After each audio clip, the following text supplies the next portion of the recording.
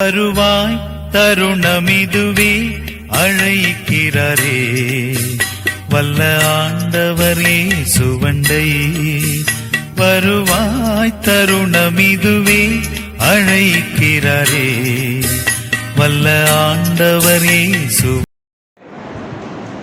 யாவருக்கும் என்னுடைய வாழ்த்துக்களை எங்களால் தெரிவிக்கப்படுகின்றேன். வாசிக்கப்பட்ட வேத பகுதியாக விசேஷம் 13வது அதிகாரம்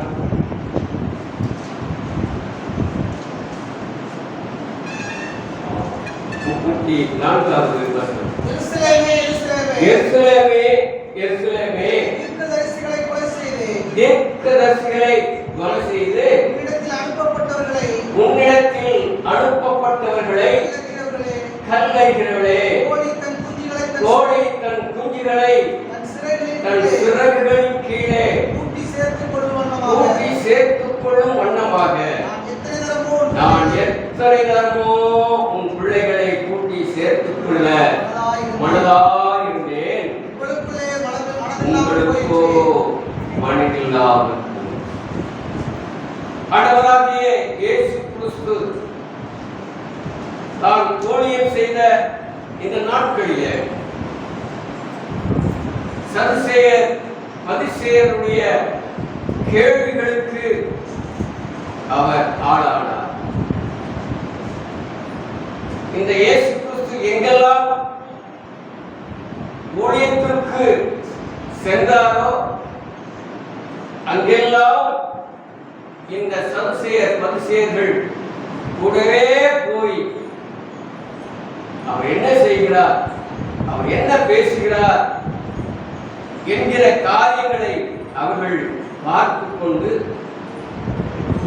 இந்த இயேசு கிறிஸ்துவாகிய இந்த மகான் மீது எந்த ஒரு குற்றத்தை சொல்ல வேண்டும் என்கிற நோக்கத்தோடு கூட பயணித்தார்.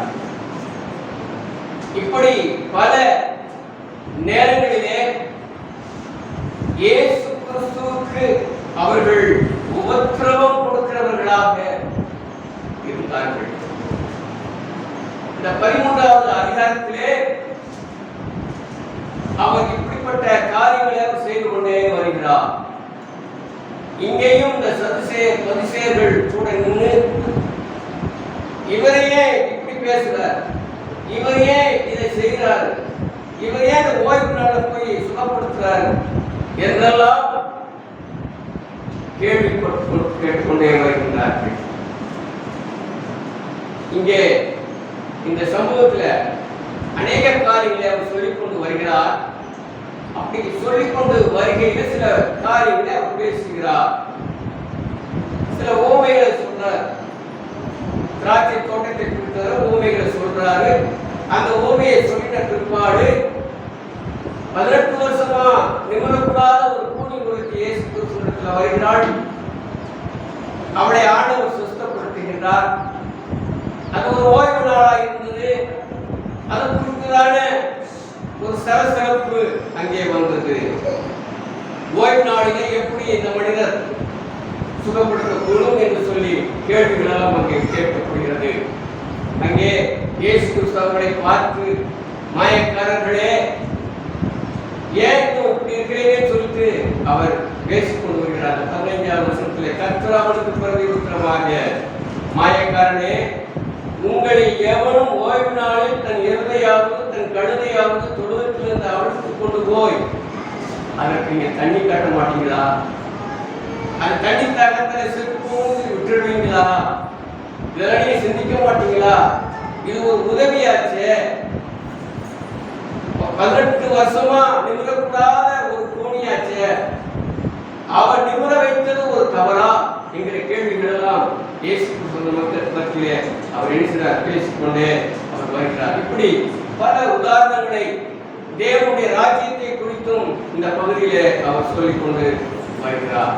இப்படி சொல்லிக்கொண்டு வருகிற இந்த சூழ்நிலையை அவர் 30வது வசனத்தில் சொல்லும் பொழுது, அப்பொழுது முந்தினோர் பிந்தினோர் ஆவார்கள், பிந்தினோர் முந்தினோர் ஆவார்கள் என்று சொல்லி அந்த பரிசேயர் சரிசேயர் சில காரியங்கள பேசுறாரு. அவர் சொல்லிக்கொண்டே வருகிறார் இல்லையா? இப்படி சொல்லும் பொழுது இந்த வார்த்தையை அங்கே பயன்படுத்துகிறார். எருசலேமே எருசலேமே, தீர்க்கதரிசிகளை கொலை செய்து உன்னிடத்துல அனுப்பப்பட்டவர்களை நீங்க என்ன செய்யுங்க? கல்லெறிகிறீர்களே. உங்களிடத்துல நான் எத்தனை தரமோ நான் வந்தேன்.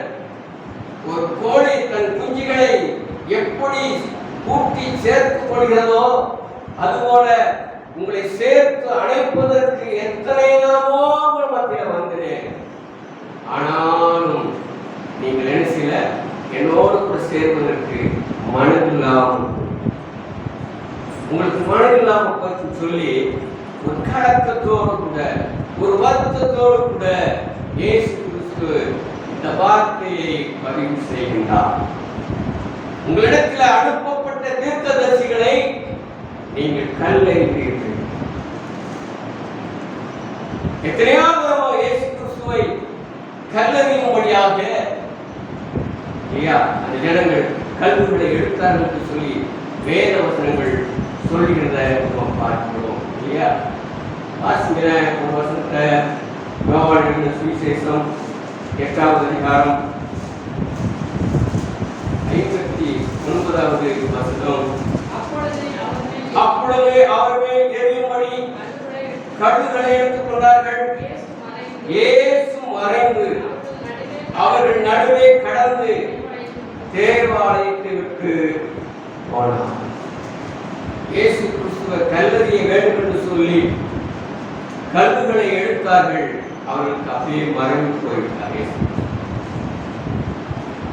யோவான் சுவிசேஷம் 10வது அதிகாரம் 31வது வசனத்தை வாசியுங்கள்.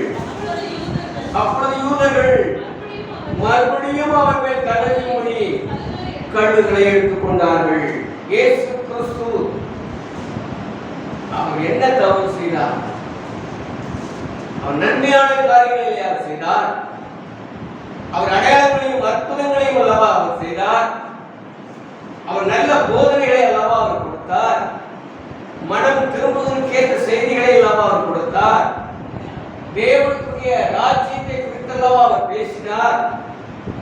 யாருக்கும் எந்த மனிதனுக்கும் அவர் இடையூறாக இல்லையே.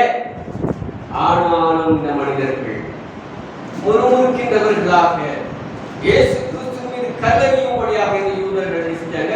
கல்லுகளை எடுத்துக்கொண்டு வந்தார்கள். இப்பல இடங்களிலே இயேசு கிறிஸ்துவை கல்லெறியும்படியாக வருகின்ற போதெல்லாம் இயேசு கிறிஸ்து மறைந்து அவரை விட்டு கடந்து போய்கிறார். பிதாவாகிய தேவனால் உலகத்திற்கு அனுப்பப்பட்டவர் இயேசு கிறிஸ்து. அதான் 34வது வசனத்தில் அவர் சொன்னார். லூக்கா 13:34. அவரால் அனுப்பப்பட்டவர்களை நீங்க என்ன செய்ய? கல்லெறிகிறீர்களே. ஏன் நீ கல்லெறிகிற காரணம் என்ன? எதற்காக நீ கல்லை எடுத்துக்கொள்ள வேண்டும்? எதற்காக நீ கல்லெறிகிறாய்?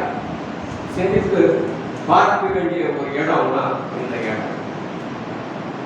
நம்ம தமிழ்ல ஒரு பழமொழி உண்டு இல்லையா? கல்லடிப்பட்டாலும் சொல்லடிப்படும். கல்லால கூட அடி வாங்கிடலாம். அந்த சொல்லு அதெல்லாம் மோசம். திருவள்ளுவர் ஒரு திருக்குறள் சொல்லுவார். யார் தீயினால் சுட்ட புண் ஆறுவே ஆறாது 4 நாள் சுட்டவடு அப்படின்னு சொல்லி திருவள்ளுவர். அப்ப இந்த நாக்கிலிருந்து வரக்கூடியதான இந்த வார்த்தையானது கல்லால் எரிகிற இந்த காயத்தை காட்டும் மிக போகிறார். சொல்லு சொல்லு மோசமானது. அதனால யாக்கோபு தன் நிருபத்துல இந்த நாக்கை குறித்து அவர் சொல்லும் பொழுது அது அடங்காது அப்படின்னு எழுதுறார்.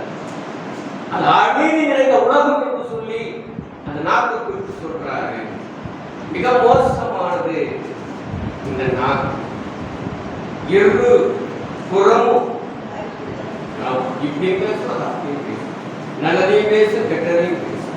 ஒரு வாய் வந்து ஆண்டவர் குறித்தும் செய்யும். அதே நாங்கள் என்ன செய்யும்? மற்றவங்களை திட்டமும். ஒரு ஊற்றுக்கடையிலிருந்து இந்த நல்லது கெட்டது வருமா அப்படின்னு ஒரு கேள்வி எழுப்புறாரு யாருக்கும். எப்படி வரும்? ஒரு ஊற்றுக்கடை நல்லது கெட்டது எப்படி வரும்? ரொம்ப சிந்திக்க வேண்டிய விஷயம். இதுக்கு ஒரு எளிமையா உங்களுக்கு உதாரணம். இப்ப கவர்மெண்ட் இந்த குழாய் போட்டு வராங்க, நீங்க பாக்குறீங்க, தடுக்கிற விட்டு விட்டு குழாய். நாங்க ஒரு பகுதியில வாடகைக்கு 4 நாள் தண்ணி வரும். அது ஒரு நாள் நாங்க தண்ணி ஒரே குழாய் தான். அது தண்ணி வருது, கெட்ட தண்ணி வருது. கெட்ட தண்ணினா துணியை வச்சு குளிக்க அந்த மாதிரி. ஆனா குளிப்பதற்கு ஒரு நாள் நல்லா வரும். அப்போ ஒரே குத்து கிடந்தது நல்லது வந்து கெட்டது. இதுதான் இந்த இதெல்லாம் நம்ம புரிஞ்சு கொள்ளணும். அப்ப இந்த நாக்கு சொல்ற ஒரு ஊற்றுக்கடையிலிருந்து எப்படி வரும்? நல்லதை நீ பேசு, நல்லதுக்கு மட்டுமே பயன்படுத்தும் நாக்கை. தீயதுக்கு கொஞ்சம் பத்திரப்படும். கெட்ட வார்த்தை வச்சு அமைதியில வாய்ப்பு இல்ல. அப்ப நீ சில நேரங்கள் வந்து வார்த்தையில நம்மளை கல்லறி நினைச்சுவாங்க. ஆயத்தமாயிருப்போம். நம்முடைய வார்த்தையினாலே நம்ம கல்லறிவதற்கு, கல்லுகளை எடுப்பதற்கு ஆண்டு கல்லூரி எரிமண்டல வார்த்தைகளை சொல்றேன். வார்த்தைகளை பேசுகின்ற பொழுது இடம், பொருள், ஏவல் அறிந்து வார்த்தைகளை நம்ம என்ன செய்ய வேண்டும்? பேச வேண்டும். இல்லையா? மோசைக்கு ஒரு சம்பவம் நடக்குது. யாத்திராகமம் புஸ்தகம் 17வது அதிகாரம் 3-4 வசனங்களை வாசி. 17. ஜனங்கள் அவ்விடத்திலே தண்ணீர் தவணமாயிருந்தபடியால் அவர்கள் மோசேக்கு விரோதமாக முறுமுறுத்து, நீர் எங்களையும் எங்கள் பிள்ளைகளையும் எங்கள் ஆடு மாடுகளையும் தண்ணீர் தவணத்தினால் கொன்று போட எகிப்திலிருந்து ஏன் கொண்டு வந்தீர் என்றார்கள். மோசே கர்த்தரை நோக்கி கூப்பிட்டு, இந்த ஜனங்களுக்கு நான் என்ன செய்வேன்? இவர்கள் என் மேல் கல்லறிய பார்க்கிறார்கள். தண்ணி தாகம், அவர்கள் தாகத்தால் தவிக்கிறாங்க. மிருக ஜீவன்களெல்லாம் தாகத்தால் தவித்துக் கொண்டிருக்கிறது. மோசையை பார்த்து முறுமுறுக்கிறாங்க. எப்பாய நம்ம எறும்பிலிருந்து கொண்டு வந்த இந்த வனாந்தரத்துல கொண்டு வந்து விட்டுவிட்டு எங்களுக்கு தண்ணிக்குள்ள ஒரு மண்ணுக்குள்ள கல்ல கடிக்கிறான், முறுமுறுக்கிறான். பத்தாவதுக்கு மோசத்துக்கு கல்ல கொண்டு எரிமடிக்காய் கண்களையும் எடுத்துக் கொண்டார். ஏன்னா நமக்கு பொறுமை கிடையாது. பொறுமை இல்லாதனால மனிதர்களும் படப்படப்படப்படன்னு அள்ளி வீசுகிறோம் வார்த்தைகள். இந்த மக்களுக்கு பொறுமை இல்லை. எவ்வளவு சம்பவத்தை வனாந்தரத்தில் ஆண்டவர் அவர்களுக்கு செய்தார். அவங்க கொஞ்ச நேரம் அதை நிதானித்து அறிந்து பார்த்தா அவங்க கல் எடுத்துக்க மாட்டாங்க. மோசையை அடிக்கிறது இடத்துல பார்த்தீங்களா? எவ்வளவு ஒரு கோபத்துல, ஒரு மூர்க்கத்துல அவங்க எங்களை கொண்டு வந்தாய், நீங்க கொண்டு வந்த அந்த வார்த்தை அப்பதான் வாசிக்கணும். சாதாரண வாசிக்கிறாங்க. நம்ம வாழ என்னமோ பார்வனைகளுக்கு கொடுக்குற வேலையை செஞ்சுக்கிட்டு நாங்கள் வாட்ட அமைதியா இருப்போம்ல, எதுக்காக எங்களை கொண்டு வந்த அப்படின்னு அவங்க எழுதிருப்பாங்க. மோசிப்பாங்க, கோபமாக என்ன செய்ய பாருங்க, கல்லெடுத்து அடிச்சிடும் அப்படின்னு எழுதியிருப்பாங்க. ஆளாளர் கல் எடுத்தார்கள் மோசையை எரிவதற்கு. இல்லையா? அப்போ இந்த மோசே அவனுடைய காரியத்தை ஒரு அருமையா ஒரு விஷன் மூலமாக ஒரு மனுஷன் எழுதுறத நம்ம வாசிக்கணும். இல்லையா? எங்க வாசிக்கணும் அப்படின்னு சொன்னா, எனக்கு நல்ல ஒரு வசனத்தை உங்களுக்கு எடுத்துக்காட்டு.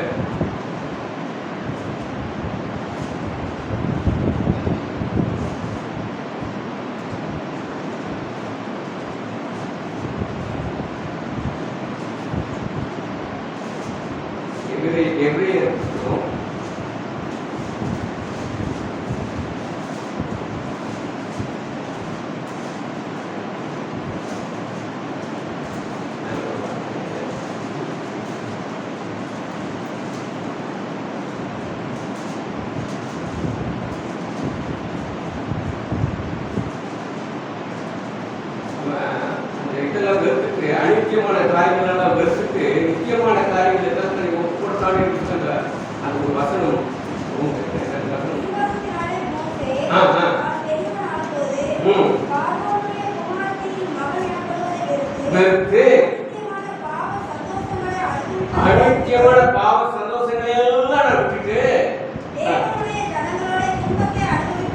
தேவனுடைய ஜனங்களோடு நான் துன்பத்தை அனுபவிக்கிறையே நான் விளைஞ்ச நான் தெரிந்து கொண்டான். அந்த வாசனை என்ன புத்தகமா? எபிரேயர் 11. ஆமா, அந்த 24, 25வது வசனத்துல அது சொல்லப்பட்டிருக்கிறது இல்லையா? அப்போ 26 வாசிக்கிறோம் பாருங்க. இனி வரும் பலன்மேல் நோக்கமாயிருந்து எகிப்திலுள்ள பொக்கிஷங்களையும் கிறிஸ்துவின் நிமித்தம் வரக்கூடியதான அந்த நிந்தையை அதிக பாக்கியம் என்று எண்ணினான். இயேசு கிறிஸ்துக்கும் மோசைக்கு என்ன சம்பந்தம் இருக்குது? அவங்க அந்த வார்த்தையை உபயோகப்படுத்துறத நீங்க பார்க்கணும் இல்லையா? இனி வரும் பலன் மேல் நோக்கமாயிருந்து. இப்போ இவங்க என்ன கல்லு இதுக்காக கல் எடுத்துட்டாங்க, இதெல்லாம் எனக்கு பெருசு கிடையாதுயா. இனிமேல் எனக்கு ஒரு பெரிய பலன் உண்டு. அது என்ன? நான் தேவனோடு கூட இருக்கக்கூடியதான மிகப்பெரிய ஒரு அரிதான ஒரு காரியம் அப்படிங்கிறத அதை சொல்றான். இனி வரும் பலன்கள் நோக்கமாயிருந்து எகிப்திலுள்ள பொக்கிஷங்களிலும் எனக்கு அதெல்லாம் ஒரு பெரிய காரியம் இல்லை. எகிப்திலுள்ள பொக்கிஷங்களும் பெருசு. என்ன பொக்கிஷம்? எகிப்து தேசத்தில் இருந்து அவன் பல சாஸ்திரங்களை கலைவித்தைகளை அவன் படித்து கற்றுக்கொண்டவன். அதான் அவர் சொல்றாரு, எகிப்தில இருந்து நான் கற்றுக்கொண்ட அந்த பொக்கிஷம் எல்லாம் எனக்கு பெருசு கிடையாது. இயேசு கிறிஸ்து நிமித்தம் வரக்கூடியதான அந்த நிந்தையே எனக்கு பாக்கியம். உங்களால என்னால சொல்ல முடியுமா? சொல்ல முடியும். ஒரே வேண்டாம், எனக்கு வேண்டவே வேண்டாம். மோசை பாருங்க எவ்வளவு தூரம் இயேசு கிறிஸ்துக்கும் அவனுக்கும் 1600 வருஷங்கள் இடைவேளை. அப்பவே அவனுடைய விஷன் தொலைநோக்கு பார்வை எப்படி இருந்ததை நீங்க கவனிக்கிறது இல்லையா? அப்படிப்பட்ட ஒரு மனிதனை கல்லறியும் வழியாக இந்த மனிதருக்கு நினைஞ்சாங்க. சில சம்பவங்களை சொல்லி இந்த செய்தி நான் முடிக்க நான் விரும்புகிறேன். எப்படி அவங்க கல்வியில ஏறுகிறாங்க அப்படிங்கிறத ஒரு சம்பவத்தை நம்ம பார்க்கலாம். 1 ராஜாக்களின் புத்தகம் 21வது அதிகாரம். 1 ராஜாக்கள் 21 8 வாசம். அவள் நாமாவின் பெயரால் நிருபங்களை எழுதி அவன் முத்திரையை அவைகளுக்கு போட்டு அந்த நிருபங்களை நாபோத்திற்கும் பட்டணத்தில் அவனோட குடியிருக்கிற மூப்பரிடத்துக்கும் பெரியோரிடத்துக்கும் அனுப்பினாள். அந்த நிருபங்களில் என்னவென்றால் உபவாசம் என்று பிரசித்தப்படுத்தி நாபத்தை ஜனத்தின் முன் நிறுத்தி ராஜாவையும் தூஷித்தாய் என்று அவன் மேல் சாட்சி சொல்கிற பேலியாளி மக்களாகிய 2 பேரை அவனுக்கு எதிராக நிறுத்தி அவனை வெளியே கொண்டு போய் அவன் சாகும்படிக்கு அவனை கல்லறியுங்கள் என்று எழுதினார். என்ன சம்பவம் நடக்குது? நாபோத் அப்படின்னு ஒரு மனுஷன், நல்ல ஒரு மனிதன். அவனுக்கு நல்ல ஒரு திராட்சை தோட்டம் வச்சிருந்தாங்க. திராட்சை தோட்டத்துக்கு மேல ஆகாப்புக்கு ஒரு ஆசை வந்துருச்சு. ஏன்னா அந்த அளவுக்கு அது வளர்ந்து பழங்களை கொடுத்து கொண்டிருந்ததால ஒரு அற்புதமான ஒரு தோட்டம். ஆகாப் ராஜாவுடைய கண்களிலே திராட்சை தோட்டம் படுகிறது. எப்படியாவது தோட்டத்தை நாபோத்து தெரிஞ்சிடணும், வாங்கிடணும் அப்படின்னு நாபோத்து போய் இந்த ஆகாப் ராஜா பேசுகிறார். எப்பா இந்த திராட்சை தோட்டத்தை எனக்கு இல்லையா, இதுக்கு பதிலாக நீ என்ன கேட்டாலும் நான் உனக்கு என்ன செய்யறேன் தரேன் அப்படின்னு சொல்லி சொல்றான். அந்த நாபோத்து சொல்றான், இது என்னுடைய பிதாக்கள் எனக்கு கொடுத்ததான ஒரு சுதந்திரம், ஒரு பங்கு. இதை நான் யாருக்கும் என்ன செய்ய மாட்டேன், கொடுக்க மாட்டேன்னு சொல்லிடுறான். நீங்க அந்த 26 நீங்க படிச்சுப்பாங்க. அப்போ சொன்னதுக்கு அப்புறமா விளைஞ்சு அங்கிருந்து ரொம்ப முக வாழாத வீட்டுக்கு வந்து உட்கார்ந்துட்டு இருக்காங்க. சாப்பிடுற நேரம் எல்லாம் அரண்மனையில எல்லாம் சாப்பாடு உட்கார்ந்து எல்லாம் சாப்பிடுற நேரத்துல இந்த ஆகாப் மட்டும் முகத்தை தொங்க வச்சுக்கிட்டு உட்கார்ந்து இருக்கிறோம். ஏசபேல் அப்படி மனைவி, ஆகாப் ராஜாவுடைய மனைவி ஏசபேல், அவ வந்து இருக்கிறார். என்னையா மூங்கிட்டு உட்கார்ந்து இருக்கிற, எல்லாரும் சாப்பிட்டு இருக்கிறீங்களா, வா சாப்பிடவா அப்படின்னு. இல்லம்மா நான் வரல, கொஞ்சம் விருது பண்ணுவாங்கல்ல வீட்டுல, கொஞ்சம் கோபமாயிட்டா. அது மாதிரி இங்க ஆகாப் ராஜா விருது பண்ணிக்கிட்டு இருக்கிறான். என்னையா சொல்லியா, விவரத்தை சொல்லியா, நான் இந்த மாதிரி ஞாபகத்தை போய் அந்த திராட்சை தோட்டத்தை கேட்டேன், கொடுக்க மாட்டேன்னு சொல்லிட்டேன். அடுத்து இவ்வளவு தானா, இதுதான் மூங்கியத்தை போய் உட்கார்ந்துருக்கிற, எழுந்து சாப்பிடியா, மூஞ்ச கழுவியா அப்படின்னு அவன் சொல்லிட்டேன். உடனே என்ன பண்றா, ஒரு நிறுவனம் எழுதுகிறாள், ஒரு கடிதம் எழுதுறாள் நாட்டு மக்களுக்கு. என்ன என்ன எழுதுறா அப்படின்னு சொன்னா, கடவுளையும் ராஜாவையும் இவன் தூஷித்தான், கட்ட கட்ட வார்த்தையா பேசினான். எழுதுறா இயேசுக்குள்ள எழுதுறா. இதை எல்லாம் ஜனங்களுக்கு முன்னாடி கொண்டு போய் சொல்லு. இவன் இந்த ஞாபகத்துக்கு வந்து கடவுளையும் ராஜாவையும் அசிங்கமா பேசினாட்டு எல்லாத்தையும் பார்க்கணும். இவனை இப்படி சொன்னான்னு ஜனங்களுக்கு முன்னாடி நிக்க வச்சு அவனை என்ன செய்ய, கல்லறி அப்படின்னு சொல்லி ஒரு லெட்டர் எழுதி எல்லாருக்கும் பற்றி வாசிக்க இல்லையா. இப்போ இவன் சொன்ன மாதிரியே ஞாபகத்தை கல்லறி நினைச்சிட்டாங்க, கொண்டுறாங்க. கடவுள் பார்த்து கொண்டே இருக்கிறார். கடவுள் முகத்தை பார்க்கிறவர்கள உள்ளந்தியங்களை பார்க்கிற, உள்ளத்தை பார்க்கிற. நம்ம என்ன திட்டம் போடுறோம், என்ன பேசுறோம், எங்க உட்கார்ந்து இருக்கிறோம் அப்படிங்கிற எல்லாத்தையும் தேவன் அறிவார். அவருக்கு மறைவாக இந்த உலகத்திலே ஒன்றுமே இல்லை. ஏன்னா தினமும் அவர் பார்த்துட்டே இருக்கிறார். ஏன்னா உங்களை உள்ளங்கையில வரைஞ்சு வச்சிருக்கிற ஆடு அவர் தினமும் பார்த்துட்டே இருக்காரு. நீ எங்க இருக்கிற, என்ன பண்ணிட்டு இருக்கிற, யாருக்கு இருக்கிற, யாரோட பேசிட்டு இருக்கிற, என்ன ஆலோசனை பண்ற, இவனை என்ன பண்ணலாம், அவனை என்ன பண்ணலாம், போட்டு தள்ளிடலாமா, அப்படி எல்லாம் எழுதி இருக்கிற ஆலோசனை பண்ணி அவர் பார்த்துட்டே இருக்கிறாரு. அவங்கள ஒவ்வொரு நாளும் பார்த்து கொண்டு இருக்கிறார். அவருக்கு மறைவு எங்கேயும் போக முடியாது, அவருக்கு தப்பிக்கவும் முடியாது. சொல்லுவாங்க 30 கேமராக்கள் ஓடவும் முடியாது, ஒழியவும் முடியாது. அந்த மாதிரி பிக் பாஸ் அவருக்கு எங்கேயும் போக முடியாது, தப்பிக்க முடியவே முடியாது. அவர் பார்த்து கொண்டு இருக்கிறார் இல்லையா.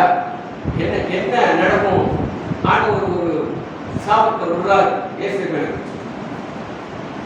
நீ இந்த மனிதனை கொண்டதுனால, இந்த மனிதனை கல்லறிஞ்சு கொண்டதுனால உன்னுடைய இந்த பிரேரத்தை நாய் உன்னை தூணும் அப்படின்னு சொல்லி ஒரு சாபத்தை விடுறார்.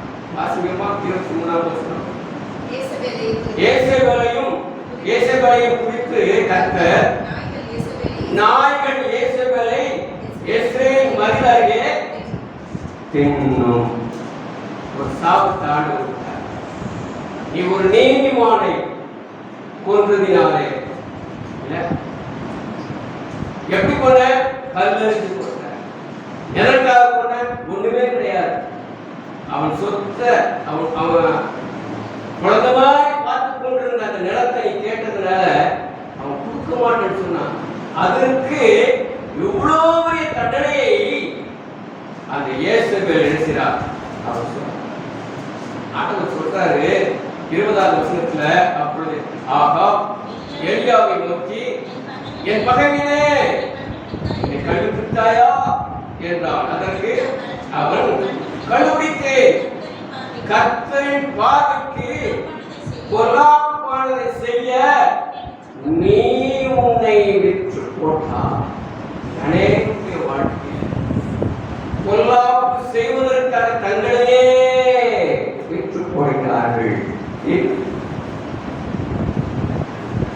கெட்ட காரியங்களை செய்வதற்கு, பொல்லாத காரியங்களை செய்வதற்கு தங்களுடைய ஆத்துமாவை விற்று போட்ட ஜனங்களாக இன்னைக்கு வாழ்ந்து கொண்டிருக்கிறார்கள். மனிதர்கள் உலகத்துல சொல்ல வேண்டாம், நம்ம தமிழ்நாட்டில் கொலை வெறித்தனம் அதிகமாக நடந்து கொண்டிருக்கிறது. நாட்டிலே பார்க்கிறேன். ஏன் இந்த கொலை வெறித்தனம்? என்னன்னா சொல்லாத காரியங்களுக்கு உங்களை விற்று போட்டார். யாகாப் ராஜா ஏசேபல் இடத்துல தன்னை விற்று போட்டார். நீங்க 25 தன் மனைவியாகிய ஏசேபல் தூண்டி விட்டபடியே கர்த்தரின் பார்வைக்கு பொல்லாப்பனது செய்ய தன்னை விற்று போட்ட ஆகாப்பை போல ஒருவனும் கிடையாது உலகத்தில்.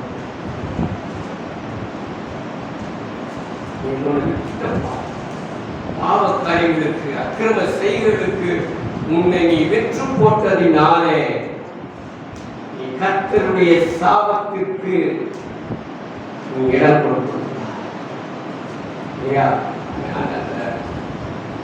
மிக மோசமான ஒரு சம்பவம் எசேபேலுக்கு நடந்தது. நாய்கள் அவருடைய சரீரத்தை தின்றது. மறைக்க முடியல. வெட்டி போட்டான். வெட்டி எடுத்து போட்டாங்க. இந்த ஏசேபேல் நாய்ங்க போய் அவர் சரீரத்தை நினைச்சது தின்று போட்டது என்று சொல்லி இதனுடைய தலைப்பு என்னன்னு கேட்டீங்கன்னா பலி சுமத்தி கல்லறி. பலி சுமத்தி ஞாபகத்து மேல கல்லறிஞ்சாங்க. சின்ன என்ன பலி சுமத்தினா இவன் கடவுளை திட்டினான், ராஜாவை திட்டினான், அசிங்கமா பேசினான் என்கிற ஒரு பழியை இந்த ஞாபகத்து மேல சுமத்தினார்கள். அந்த பழியை சுமத்தி அவனை சாக.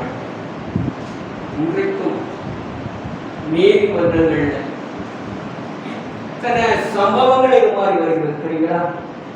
இதற்கு பொய் சாட்சி சொல்வதற்கும் சில நபர்கள் காரணம் அவனுக்கு கிடைக்க வேண்டிய பணம்.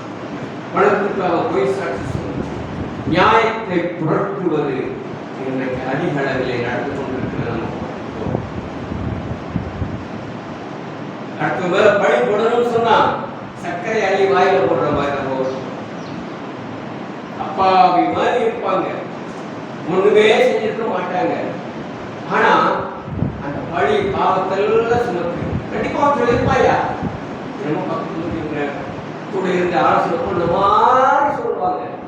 நிச்சயமா தெரியுது, அவங்க எப்பதான் தெரியும் சொல்லிருப்பான் இல்லையா? அப்படின்னு சொல்லக்கூடிய ஜனங்கள் மத்தியில நீங்களும் நானும் வாழ்ந்து கொண்டிருக்கிறோம். பழியை சுமத்தி கல்லறிகிறார். இரண்டாவது காரியமாக வாசிக்கலாம். யோவான் எழுதின சுவிசேஷம் 8வது அதிகாரம் 4-5. போதகரே, இந்த ஸ்திரீ விபச்சாரத்தில் கையும் மெய்யுமாக பிடிபட்டால் இப்படிப்பட்டவர்களை கல்லறிந்து கொள்ள வேண்டும் என்று மோசே நியாயப்பிரமாணத்தில் நமக்கு கட்டளையிட்டு இருக்கிறாரே. என்ன சொல்றேன்? இயேசு கிறிஸ்துவுக்கு வந்த ஒரு சோதனை. ஒரு விபச்சார ஸ்திரீயை கையுங்களுமாக பிடித்துக் கொண்டு வந்து இயேசு சுவாமி முன்னாடி கொண்டு நிறுத்திட்டாங்க. சொல்லிட்டு அவங்க சொல்றாங்க, மோசேயுடைய நியாயப்பிரமாண புஸ்தகத்திலே கல்லறிய வேண்டும் என்று சொல்லி எழுதப்பட்டிருக்கிறது. இப்ப நீங்க என்னையா சொல்றீங்க? ஏன்னா இவங்களுடைய வேலை என்ன? பரிசேயருடைய வேலை என்ன? இயேசு கிறிஸ்து மேல குற்றத்தை கண்டுபிடிக்கும் இல்லையா? இந்த இடத்துல ஆண்டவர் எப்படி நடந்து கொள்கிறார் அப்படின்னு சொன்னா பட்சபாதத்தோடு கூட நியாயம் தீர்த்து கல்லறிகிறார். இயேசுநாதர் பார்க்கிறார், இவங்க உள்ளத்துல பார்க்கிறார். இவங்க என்ன நோக்கத்தோடு கூட விபச்சார ஸ்திரீயை தன் இடத்துல கொண்டு வந்து நிறுத்திட்டாங்க பார்க்கிறார். இதுல வேற மோசையினுடைய நியாய பிரமாணத்தையும் கொண்டு வந்து நினைச்சாங்க, முன்னாடி கொண்டு வந்து நிறுத்தினாங்க. சட்ட துருதியா இல்ல சட்ட துருதியான்னு நினைச்ச அன்னைக்கு நிறைய பேர் நினைச்சாங்க இருக்கிறாங்க. உண்மைதான். 10 கட்டளையில ஒரு கட்டளை என்ன? விபச்சாரம் செய்யாதிருப்பாயாக. உண்மைதான். மோசே அது மட்டுமா சட்டத்திட்டங்களா கொடுத்தான்? 613 சட்டத்திட்டங்கள் இஸ்ரவேல் மக்களுக்கு கொடுத்தாங்க. ஆமா, அது எவ்வளவு காரியங்கள் இருக்குங்கிறது அந்த மக்களுக்கு தெரியாது. 613 சட்ட திட்டங்களை அவன் கொடுத்துருக்கான். ஆனா இவங்க பிடித்துக் கொண்டது ஒரே ஒரு காரியம் தான், விபச்சாரம் செய்யாதிருப்பாயாக. இதை பிடிச்சுக்கிட்டு வந்து என்ன விபச்சாரம் கல்யாணம் வேண்டும் என்று சொல்லி லேவியர் புத்தகத்துல சொல்லப்பட்டிருக்கிறது. அதை கொண்டு வந்து நிறுத்தணும். இயேசுநாதருக்கு முன்னாடி இப்படி மோசையின் நியாயப்பிரமாணத்தில் சொல்லப்பட்டிருக்கும் போது இவன் எப்படி இந்த காரியத்தை செய்யலாம்? என்ன சொல்ல போகிறேன்? இயேசுநாதர் பார்க்கிறார். இந்த பெண்ணுக்கு எந்த ஒரு காரியமும் வரக்கூடாது. அவர் பச்சை பாதம் இல்லையா, பச்சை பாதத்தோடு கூட நியாயம் சொல்லணும். நடுநிலையா அவர் அந்த இடத்துல நிற்கணும். அவர் பார்க்கிறார். 6வது வசனத்தில் வாசிக்கிறோம், அவர் மேல் குற்றம் சுமத்துவதற்கான காரணம் உண்டாகும் பொருட்டு இயேசுவை சோதிக்கும்படி இப்படி சொன்னார்கள். அந்த முகாந்திரத்தை நீங்க பார்த்தீங்கல்ல, இயேசு கிறிஸ்துவ குற்றவாளியாய் கொண்டு வந்து நிறுத்தணும். இதுதான் அவருடைய நோக்கம். இயேசு கிறிஸ்து என்ன செய்கிறார்? குனிந்து விரலினால் தரையிலே எழுதுகிறார். கேட்டுக்கிறாங்க. இயேசு கிறிஸ்து பதில் பேசவே இல்லை. தொந்தரவு பண்ணிக்கிறாங்க. நாங்க சொல்லிக்கிட்டே இருக்கிறோமே, ஏன் வாய் பேசாம இருக்கிறீங்க? இயேசுநாதர் எழுதிக்கிட்டே இருக்கிறார். நீங்க கேட்ட கேள்விக்கெல்லாம் அவர் செஞ்ச காரணம் மௌனம், அமைதி. அமைதி ஒரு நல்ல ஒரு சொல்யூஷன். சில பிரச்சனைகளுக்கு அமைதியா போவது நல்ல ஒரு காரியத்தை உண்டு. அமைதியா இயேசு கிறிஸ்து அதான் செய்கிறார். ஏன்னா பேசின பிரச்சனைகளுக்கு பெருசா மாறி ஆண்டவர் இருக்கிறார் இல்லையா? அவர்கள் ஓயாமல் அவரை கேட்டுக்கொண்டிருக்கையில் சட்டனை இருந்து பார்க்கிறார்.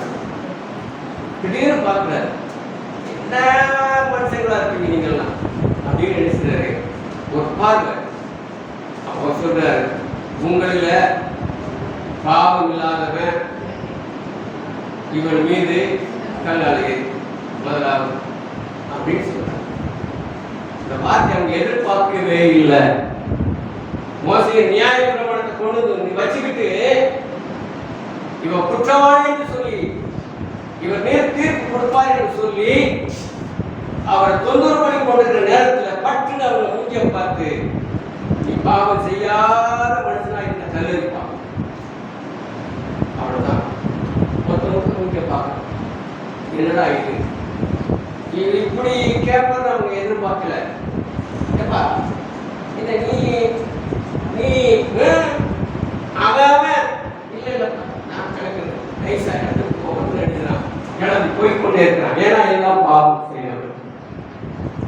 இவன் கல்ல எழுத கூட தகுதி இல்லாத, கல் எறிவதற்கு தகுதி இல்லாதவன்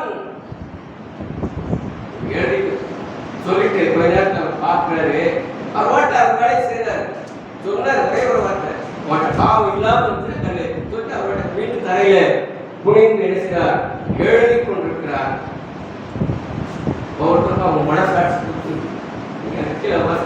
வாசிக்க மனசாட்சி நிமித்தம் அவன் அங்க ஒவ்வொருத்தரும் அங்க அப்புறம் கொஞ்ச நேரம் கழிச்சு ஆண்டவர் பார்க்கிறார். ஒரு மணி அந்த இவள் மட்டும் நிற்கிறார். இவள் யார்? கையும் களவுமாக பிடிக்கப்பட்ட ஒரு ஸ்திரீ. இந்த பெண் தனிமையாக இயேசு கிறிஸ்துவிடத்தில் நிற்கிறார். திரும்பவும் இயேசு என்று பார்க்கிறார். இல்லையா? 2வது முறையாக இந்த ஸ்திரியை தவிர வேறொருவரும் அங்கே காணாமல், ஸ்திரியே இல்லை, மிகப்பெரிய தண்டனையை ஒரு மேல கொடுப்பதற்காக புகார் கொடுத்து வந்தாங்க. எங்கம்மா அவங்கள சொல்றாரு, யாருமே ஒன்று நியாயத்துக்கு முன் வராத போது நான் ஒன்று நினைக்க மாட்டேன், நியாயம். உண்மையில் குற்றம் சாட்டினவர்கள் எங்கே? ஒரு விழாவிலும் உன்னை ஆக்கினைக்குள்ளாக தீர்க்கவில்லையா என்றார். அதற்கு அவள் இல்லையா. இயேசு அவளை நோக்கி, நானும் உன்னை ஆக்கினைக்குள்ளாக தீர்க்கவில்லை, ஆனா நீ பாவம் செய்யக்கூடாது. இந்த ஒரு வார்த்தை அவள் உள்ளத்தை இயேசு கிறிஸ்து என்னைக்கும் மனம் கொள்ளும். இது ஒரு பெரிய கடினமான வேலையா மனம் கொள்ளும். கடினம். ஏன்னா அடிமைப்பட்டவர்களுக்கெல்லாம் அது கடினமாக இருந்தாங்க. எப்படி எல்லாத்தையும் ஒன்று மனசுக்குள்ள முடியல. 10 காரியத்தை நான் விட்டுருவேன், 11ஆவது காரியம் மனசுக்குள்ள கஷ்டம். நீ விட்டாதான் அதுதான் ஆண்டவர் சொல்றார், இனி பாவம் செய்யாது. உனக்குள் இருக்கிற பாவம் உனக்கு போகணும். அவன் என்ன செய்ய அந்த இடத்துக்கு சந்தோஷத்தோடு போட்டான். இடத்துல உச்சவாதத்தோடு கூட நியாயத்திற்காக அதனால் ஒருவரும் அங்கே இந்த ஒரு சம்பவத்தை சொல்லி நான் முடிக்கிறேன். அப்போஸ்தலர் 7வது அதிகாரம் 57வது வசனம் 58வது வசனம். அப்பொழுது அவர்கள் உரத்த சத்தமாய் கூக்குரலிட்டு தங்கள் கால்களை அடைத்துக் கொண்டு உருமணப்பட்டு அவன் மேல் பாய்ந்து அவன் நகரத்துக்கு புறவே தள்ளி அவனை கல்லறிந்தார்கள். சாட்சிக்காரர் தங்கள் வஸ்திரங்களை எல்லாம் கலற்றி சவரிடப்பட்ட ஒரு வாளினுடைய பாதத்தினரே வைத்தார். இங்கு சொல்லப்பட்டதான இந்த மனிதன் யார்? ஸ்தேவான், ஒரு பரிசுத்தவான். அப்ப இந்த 3வது காரியம் பரிசுத்தவான்கள் மேல் பாய்ந்து கல்லறிகிறது. இந்த இடத்துல அந்த வசனம் சொல்லுது, அப்பொழுது அவர்கள் உரத்த சத்தமாய் கூக்குரலிட்டு தங்கள் காதுகளை அடைத்துக் கொண்டு ஒருமனப்பட்டவர்களாக ஸ்தேவான் மேல் பாய்ந்து. என்னையா சொல்றார் ஸ்தேவான்? இயேசு கிறிஸ்து உயிரோடு இருந்த காலத்துல இருந்த சம்பவங்களை சொல்வது தவிர ஸ்தேவான் இப்படிப்பட்ட காரியங்களை இயேசு கிறிஸ்துவை குறித்து சாட்சிகளாக அவன் பகிரங்கமாக அவன் பேசிக் கொண்டிருக்கிறான். ஆனால் இந்த மக்கள் அதை கேட்க பொறுக்கவில்லை. இந்த மக்கள் அனைவரும் ஒருமனப்பட்டவர்களாக இந்த பரிசுத்தவானாகிய ஸ்தேவான் மேல் கல்லறிந்தார், கல்லறியின் வழியாக பாய்ந்தார். அப்போ அவன் எங்க தள்ளுறாங்க? நகரத்துக்கு வெளியே புறமே தள்ளி அவனை கல்லறிந்து கொன்றார்கள். இவனுடைய சட்டையெல்லாம் கலட்டி கொண்டு யார் கொண்டு வச்சாங்க? யார் இந்த சவுல்? யார் இந்த சவுல்? சபைகளை துன்பப்படுத்தினவன், கிறிஸ்தவர்களை அடித்து நொறுக்கினவன், அவன் தான் பவுல். சவுல் எனப்பட்ட பவுல் அவனுடைய பாதத்தில், சவுனுடைய பாதத்தில் கொண்டு போய் ஸ்தேவானுடைய சட்டைகளெல்லாம் கலட்டி கொண்டு வந்து வைத்தார்கள். யோ சவுலே, நீ சொன்ன மாதிரி நாங்கள் செஞ்சுட்டோம் பாத்தியா? ஸ்தேவான் மீது நாங்கள் பாய்ந்து கல்லறிந்து கொன்றோம் என்று சொல்லி சவுனுடைய கால்களில் கொண்டு வச்சாங்க. இவன் சபைகளை துன்பப்படுத்தினவன், கிறிஸ்தவர்களை அடித்து துன்பப்படுத்தினவன் கால்களிலே. உலகம் இன்றைக்கு இப்படித்தான் போய்கொண்டிருக்கிறது. அருமையான பரிசுத்தவான்களை கல்லறியும்படியாக கல்ல வார்த்தைகளை சொல்றாங்க, வார்த்தைகளை காயப்படுத்திக் கொண்டிருக்கிறார்கள். பரிசுத்தவான்களை எதை குற்றப்படுத்தலாம் என்று சொல்லி உட்கார்ந்து ஆலோசனை பண்ணி கொண்டிருந்தார். சங்கீதங்களின் புஸ்தகம் 50ஆம் சங்கீதம்.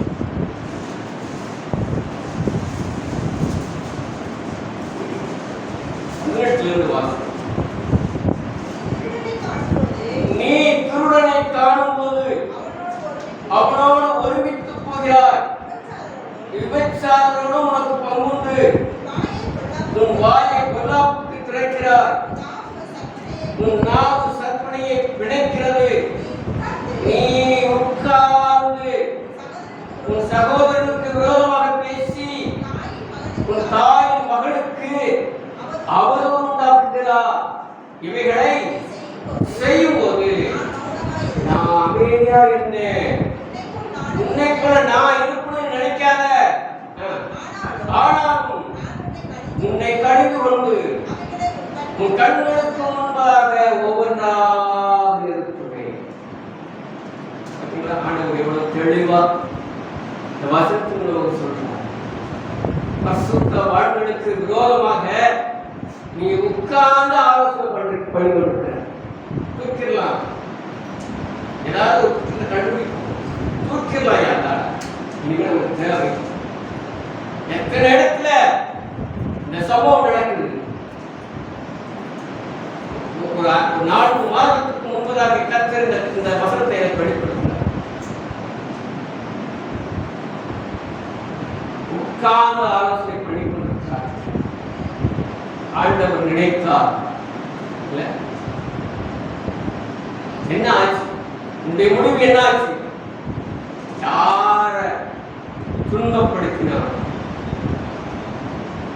யார குடும்பப்படுத்தினாலும் அவங்களுக்காக சேவை செய்யும்படியாக கர்த்தர் அவனை மாற்றினார். சபையே நமசுக்கு போய் கொண்டிருக்கிறான். இயேசு கிறிஸ்துவை சந்திக்கின்றார்.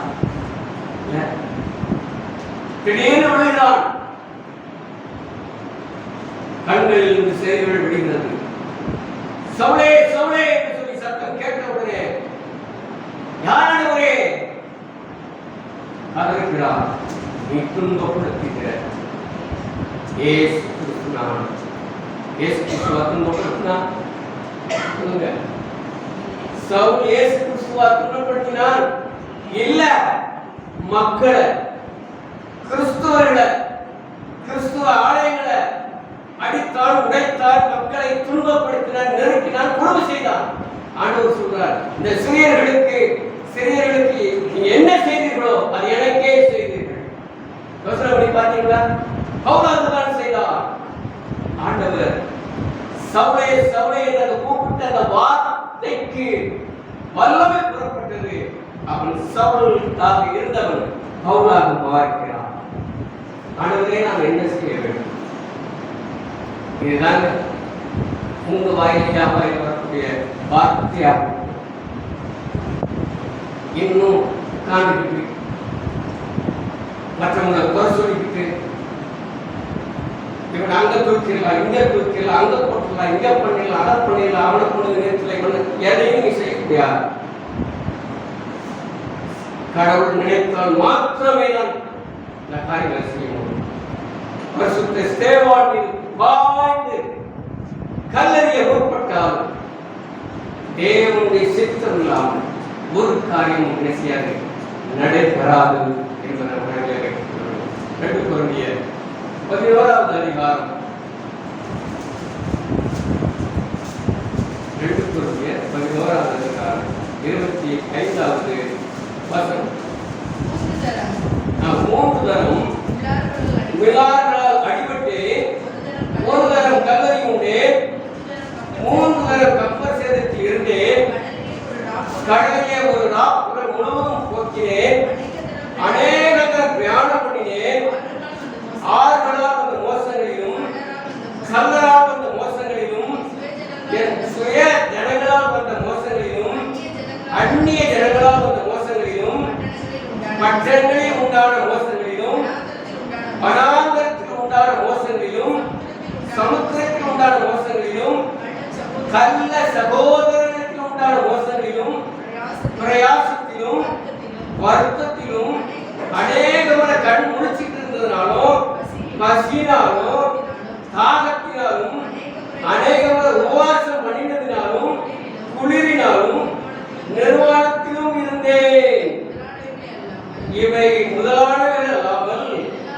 எல்லா சபைகளை குறித்தும் உண்டாயிருக்கிற கவலை என்னை நாளோறும் நெருக்குகிறது. இப்போ சொல்றான் பவுல். அன்னைக்கு இதே பவுல்தான் சபைகளை அடித்து நொறுக்கினான், கிறிஸ்தவர்களை துன்பப்படுத்தினான். அதே பவுல் இன்னைக்கு அவன் சொல்ற வார்த்தைகளை பார்த்தீங்களா? நான் இப்படி எல்லாம் அடிக்கப்பட்டு எதற்காக? கிறிஸ்துவுக்காக. நஷ்டம் என்றும் குப்பை என்றும் அடியெல்லாம் பெரிய விஷயமே கிடையாது. நஷ்டம் கிறிஸ்துவே சொல்றதில்லையா? கிறிஸ்துவே ஜீவன், சாவு எனக்கு ஆதாயம். நாட்டுக்குள்ளே கவலையே பட மாட்டேன். எது வந்தாலும் எனக்கு இயேசு கிறிஸ்து இருக்கிறார் என்று சொல்லி அவர் தைரியத்தோடு பிரசங்கம் பண்ணி அநேக சபைகளை நிறுவினான் என்று சொல்லியிருக்கிறார். கர்த்தருடைய பிள்ளைகளை இன்றைக்கு தேசங்களிலும் உலக நாடுகளிலும் கிறிஸ்துவ மக்களுக்கு விரோதமாக வார்த்தையினாலே கல்லெறியும்படியாக மக்கள் ஆயத்தமாக அவர்களுக்கு தப்பித்துக் கொள்ள வேண்டும் என்று சொன்னார். கிறிஸ்து நம்மோடு கூட இருக்க வேண்டும்.